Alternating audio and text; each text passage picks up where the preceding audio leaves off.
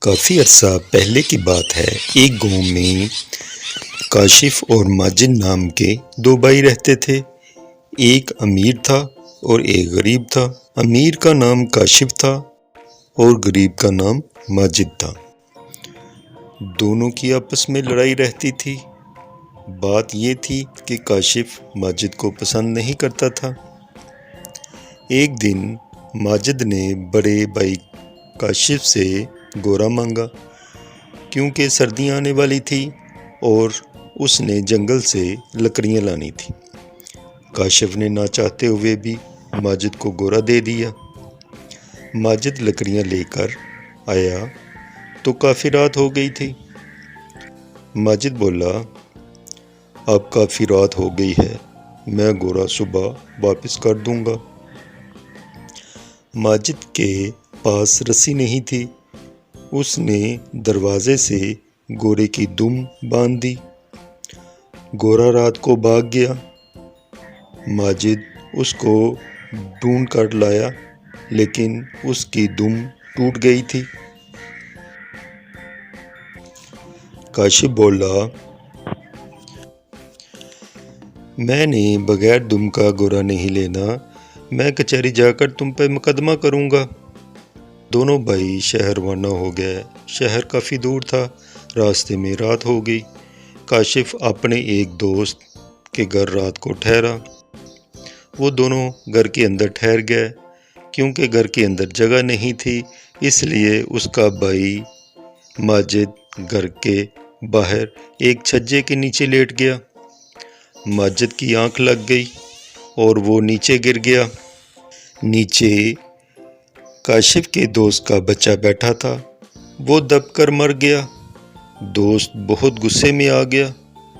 اس نے اپنے دوست کاشف سے بولا، میں بھی ماجد پر اپنے بچے کے قتل کا مقدمہ کروں گا۔ اب تینوں شہر چل پڑے۔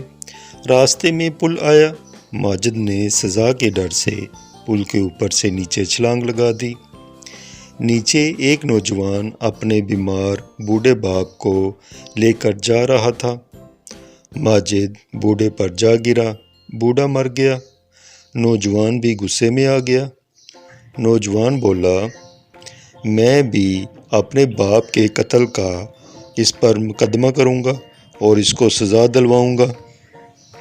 چلتے چلتے شہر آ گیا تو وہ کچہری پہنچ گئے۔ جج آیا اور کچہری لگی۔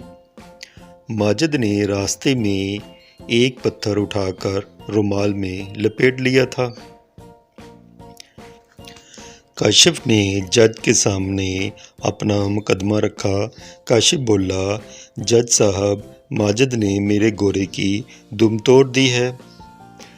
اس سے پہلے کہ جج اپنا فیصلہ سناتا، ماجد نے جج کو ڈرانے کے لیے رومال میں بندھا پتھر جج کو دکھایا۔ جج سمجھا کہ رومال میں رشوت کا سونا ہے۔ اس نے خوش ہو کر ماجد کے حق میں فیصلہ دے دیا۔ جج بولا، جب تک گورے کی دم نہ لائے گورا ماجد کے پاس رہے گا۔ اب دوسرا مقدمہ پیش ہوا۔ کاشف کے دوست نے کہا کہ ماجد نے میرے بچے کو کچل کر مار دیا۔ ماجد نے پھر رومال دکھایا اور جج پھر دھوکہ کھا گیا۔ اس نے فیصلہ دیا۔ جج نے کہا، جب تک ماجد اس کے دوست کو بچہ نہ لا کر دے تو ماجد کاشف کے دوست کے گھر ہی رہے گا اور کہیں نہیں جائے گا۔ دوست نے سوچا، ایک تو میرا بچہ مر گیا اور دوسرا ماجد میرے ہی گھر میں رہے گا اور کھائے پیے گا۔ اس کا کیا بھروسہ یہ دوسرے بچے کو بھی مار دے۔ تیسرا مقدمہ کچہری میں پیش ہوا کہ ماجد نے پل سے کود کر بوڑھے کو مار دیا۔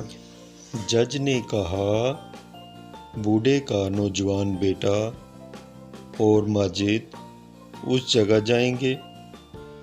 ماجد نیچے کھڑا ہوگا اور نوجوان पुल के ऊपर से माजिद के ऊपर छलांग लगाएगा। इस तरह नौजवान लड़का माजिद की जान ले लेगा और उसको इंसाफ मिल जाएगा।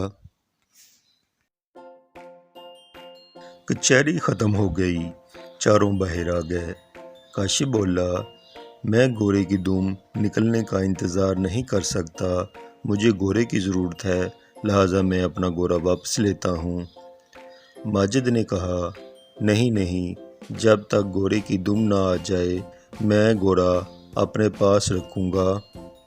काशिफ ने माजिद की मिन्नत समाजत की और उसको कुछ पैसे और अनाज देकर अपना घोड़ा वापस ले लिया। माजिद दूसरे दोस्त के पास गया और उससे कहा, माजिद बोला, मुझे बहुत भूख लगी है, मुझे खाना खिलाओ। दोस्त बोला, मैं तुम्हारा बोझ नहीं उठा सकता, मैंने तुम्हें माफ़ किया।